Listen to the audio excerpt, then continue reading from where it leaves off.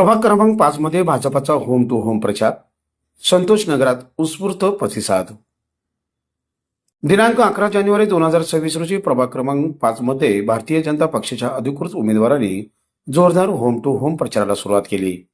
भाजपाचे अधिकृत उमेदवार श्री बिज्जू प्रधानी, सौ मंदाकिनीताई तोडकरी, श्री समाधान आवळे व सौ अलकाताई भवर यांची संतोषनगर, सामर्थ्यनगर, मांगोबानगर व कृष्णनगर या परिसरात घराघरात जाऊन मतदारांशी थेट संवाद साधला.